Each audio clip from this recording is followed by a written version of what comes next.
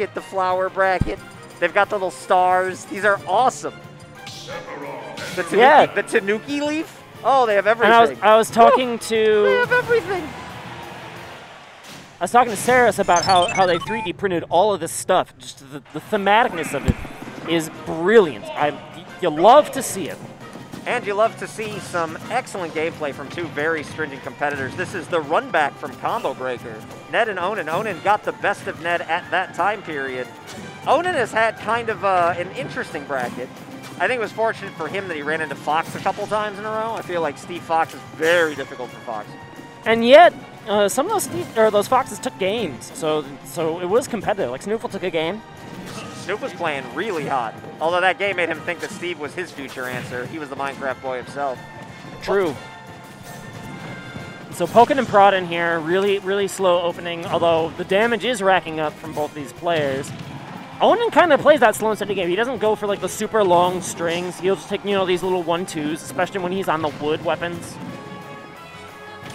Oh, but down he goes! Yeah, the minecart popping you out. One of the most difficult things to play around minecart with is that if you mash out of minecart, you're still kind of stuck in the air for a good, like a full second almost. So Steve has the chance to catch up and follow up, and they kind of tuned it to his ground speed quite well. But Ned coming right back. What an answer. Brilliant turnaround on the back air here for Ned. Makes this 2 stocks apiece. And he's playing around this this crafting table, right? That's a thing you can do. So you can either destroy the crafting table and make him have to wait for the timing on the crafting table to return, or you can just leave it there and then play zone control, right? And Sephiroth is better at the latter. Yeah, you can just guard it right there, but here's the spike again. Gets away from the second spike hitbox. Tries to spike Steve on his own. Ned keeping Onin way off stage into the counter. Onin barely going to live through that one. Yeah, Ned DI'd that in so expertly. I don't think it was SDI. I think it was just regular DI. And he found a perfect opportunity to attack Steve on the recovery. I think the long term of this set, if the game does stay slow and steady, while Onin is very strong in his own right, in the slow and steady game, I think that's where Ned has always spent his career excelling. As he hits the down smash, it gets the anti-air. What a trade for Ned, who now takes a stock lead and is confidently at 47%. Yes, as you mentioned, like Ned has always been known for his movement. He's always been known to just like create space and then make opportunities happen from that space creation. And that can be an effective playstyle versus Steve. We'll see if it equates to a game win, which, remember, Ned won 1 game at Combo Breaker, but it was a 2-1 set. So let's see how it works out here in Winners Finals. Oh. All right, turn around. Ned went for the hard read. He was expecting Onin to jump Minecraft, Minecart. But he's always Minecrafting. Did not get the call out, though. Onin capitalizing in full that F smash. Fairly quick, fairly lagless. Steves are never going to be afraid to throw that out in an advantageous situation. Hello, speaking of call-outs, that up smash was scary. I'm surprised to see Ned going for so many hard read attempts all in the first game. That is actually a little bit contradictory to his normal gameplay. But while there are no like blocks to stop you, this is the time to push forward, right? In theory, as long as you got to keep your position though, especially as Sephiroth, right? Like, Steve has to get in on you, in on that sword to do anything.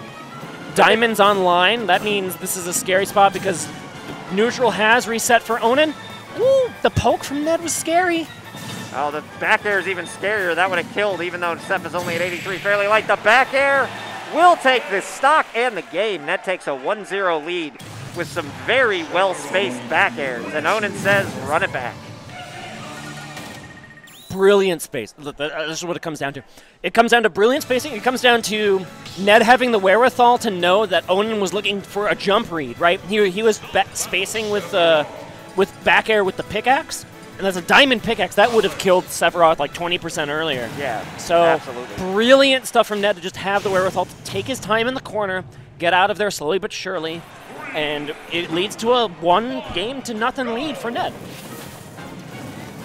So as some Steves are doing, a lot of the Steve players have started to kind of experiment with a secondary, or this was their secondary upon picking them up. Like Akola has Steve and Kazuya as a prime example. People forget this about Onin because they feel like he kind of came out of nowhere, but his shulk is also excellent. So it would be interesting if he starts to have difficulty with Sephiroth to see if that would be worth experimenting with on the big stage. Now, obviously, that was one game, and that's ways away, but it is interesting to note that some of these guys have more characters than you'd realize. Yeah, and Ned has slowed this pace down. That is something I do want to point out, particularly when you compare Onin's gameplay at this tournament to Combo Breaker. Onin played at such a brilliant pace at Combo Breaker. He was just, I don't think anyone in the world would have beaten him at Combo Breaker just because of how fast he was playing. He beat Loaf in like a 7-minute best of 5. Oh!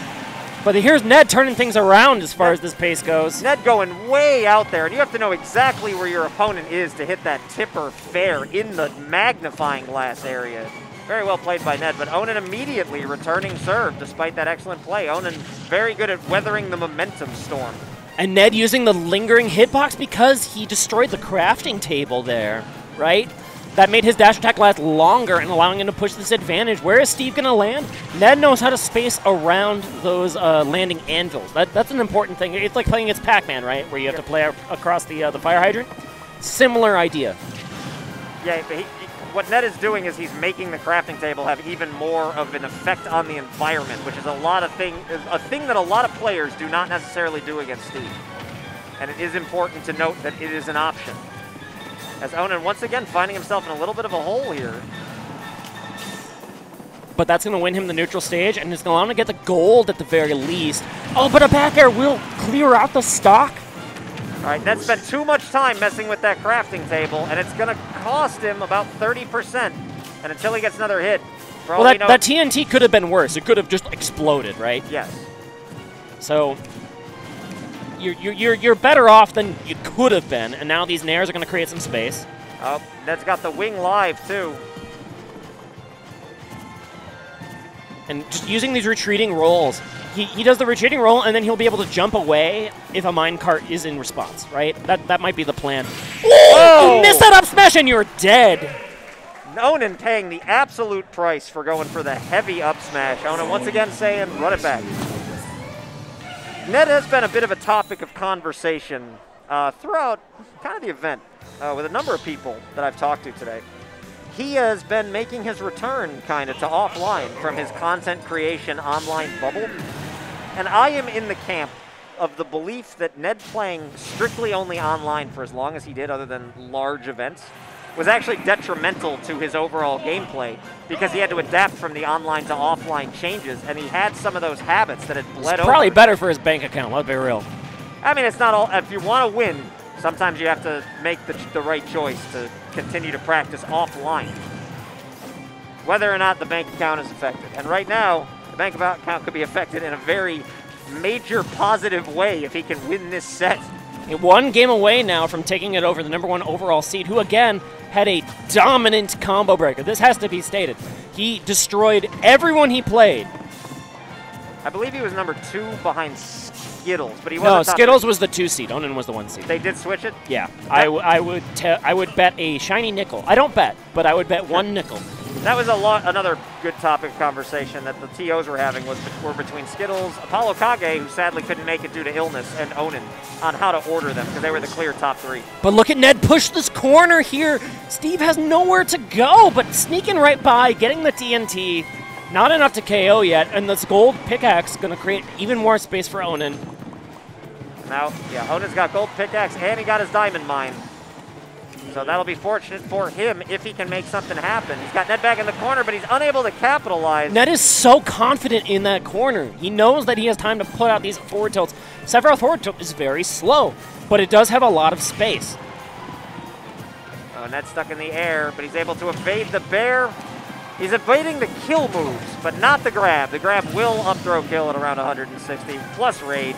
If you're killing with up throw as Steve, though, you're not really happy with how that stock went. However, Onin does have the stock lead, so at least you're happy with that part.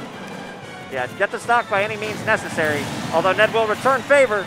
The F-tilt sweet spot going to take his... No, he used the push off the crafting table.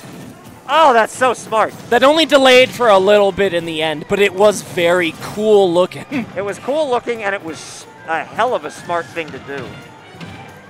Hello? Oh, Ned would have had Nair back air there. That might have killed at ledge. That wouldn't have killed. But look how Ned's SDIing this up smash. I don't know, man. That could have killed. The Steve up smash. That's something I kind of realized when I was playing against Steve earlier. Oh, Ned got his wing just in time, too.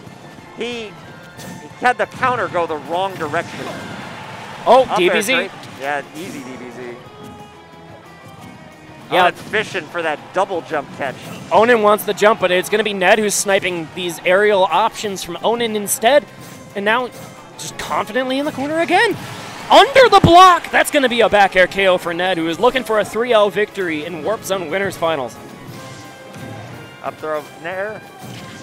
Got the crowd firmly behind him. Ned, a all-time hero here in Chicago for all he's done for the team over time. Look at that wait. Who does up throw nothing? See, he did that because Steve has no material left. So he can't really minecart if he doesn't have the time to mine a little bit more. I think that was the reason for the wait, because he knew Steve had limited options in that circumstance. And he waited out the anvil as well. And there you go. Counter.